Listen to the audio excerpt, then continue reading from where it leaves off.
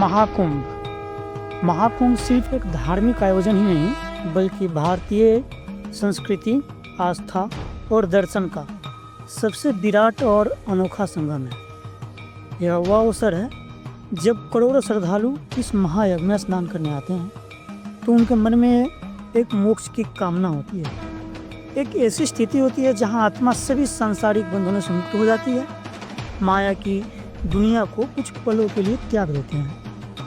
लेकिन क्या महाकुंभ केवल मोक्ष की यात्रा है या यह माया से जुड़ी सामाजिक, आर्थिक और सांस्कृतिक वास्तविकताओं का भी प्रतिनिधित्व करता है? आइए आज के हम इस वीडियो में महाकुंभ के आध्यात्मिक पक्ष के साथ साथ इसके सामाजिक और भौतिक पक्ष को भी उजागर करेंगे।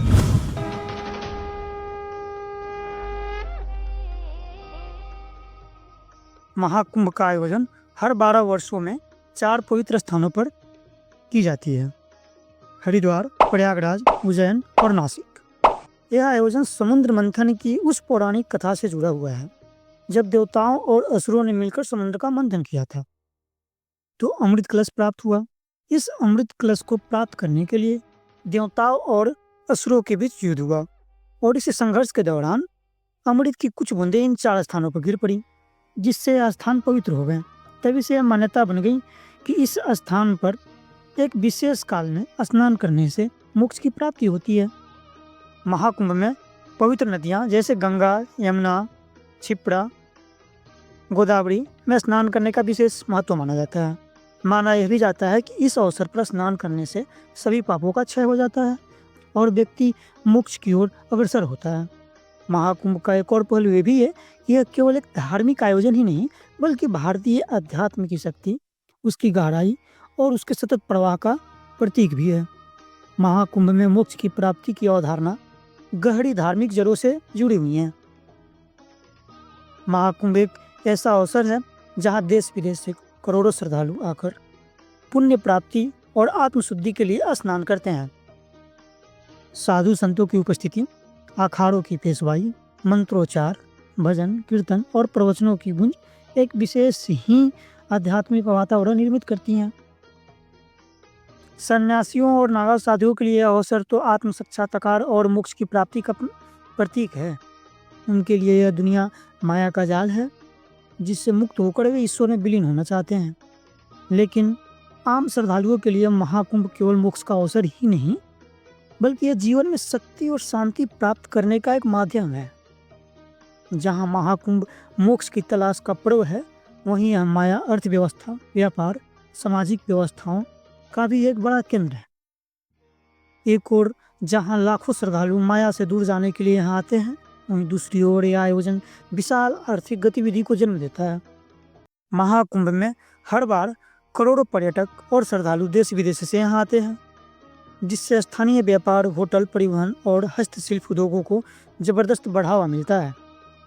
एक सरकारी आंकड़ों के अनुसार तो प्रयागराज में हुए 2019 के अर्ध कुंभ ने लगभग 1.25 लाख करोड़ रुपए की आर्थिक गतिविधियां उत्पन्न करी थीं। महाकुंभ के दौरान हजारों लोगों को अस्थायी रोजगार मिलता है। ठेले, खोमचे वाले, दुकानदार, होटल व्यवसायी, टैक्सी ड्राइवर और धार्मिक सामग्री बेचने वाले इन आयोजन से आर्थिक रूप से लाभान्वित भी होते हैं। महाकुंभ भारत के धार्मिक पर्यटन को वैश्विक स्तर पर प्रचारित करता है। विश्व भर से श्रद्धालु और पर्यटक इसमें भाग लेते हैं, जिससे भारतीय संस्कृति और पर्यटन को बढ़ावा मिलता है। 2019 के हुए उस अर्ध कुंभ में लगभग 12 लाख विदेशी पर्यटक शामिल हुए थे। संयुक्त राष्ट्र ने इसे मानवता की अमूर्त सांस्कृतिक धरोहर के रूप में भी मान्यता दी है। महाकुंभ केवल आध्यात्मिक आयोजन ही नहीं बल्कि यह राजनीति और सत्ता का एक महत्वपूर्ण मंच बन चुका है। विभिन्न राजनीतिक दल इस अवसर पर अपना जनता से जुड़ने और अपनी नीतियों को प्रस्तुत करने के लिए इस अवसर का उपयोग करते हैं। साधु संतों और अखाड़ों का राजनीतिक प्रभाव भी इस आयोजन के दौरान स्पष्ट रूप से दिखाई देता है। सरकारें इस आयोजन को भव्य बनाने के लिए बड़े स्तर पर निवेश करती हैं। सड़कें, रेलवे स्टेशन, बस टर्मिनल, साफ सफाई, टेंट सिटी और अन्य सुविधाओं पर करोड़ों रुपए खर्च किए जाते हैं। यह आयोजन एक तरह से सरकारों के लिए अपनी प्रशासनिक क्षमता और विकास कार्यों की दिखाने का अवसर भी बन जाता है। महाकुंभ मोक्ष और माया का अनूठा संगम है। एक और जहां लोग आकर संसार की माया से दूर जाने की कोशिश करते हैं, तो वहीं दूसरी ओर इस आयोजन में व्याप्त भौतिकता, व्यापार, आर्थिक गतिविधियां माया को और अधिक प्रबल बना देती हैं। यह एक विरोधाभास भी प्रतीत हो सकता है, लेकिन वास्तव में यह भारतीय संस्कृति का संतुलन ही तो है। भारत हमेशा से भौतिकता और आध्यात्मिकता के बीच संतुलन बनाने में विश्वास रखता आया है। यही कारण है कि महाकुंभ में जहाँ एक और संत अपने शरीर पर भस्म रमाए निर्विकार भाव से ध्यानस्थ होते हैं, वहीं दूसरी ओर व्यापारी और प्रशासनिक तंत्र अपनी योजनाओं को मूर्त रूप देने में व्यस्त होते हैं। महाकुंभ केवल धार्मिक आयोजन ही नहीं, बल्कि यह सामाजिक समरसता और समानता का भी प्रतीक है।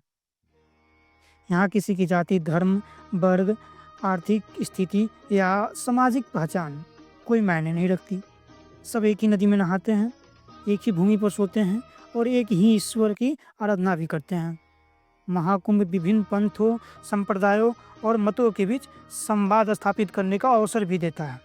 साधु संतों की प्रवचन, सभाएं और ज्ञान चर्चा समाज में नैतिकता, सद्भाव और धर्म की सकारात्मक अवधारणाओं को मजबूत करती हैं। आध्यात्मिक और सांस्कृतिक महत्व के साथ साथ महाकुंभ का वैज्ञानिक पक्ष भी बेहद दिलचस्प है।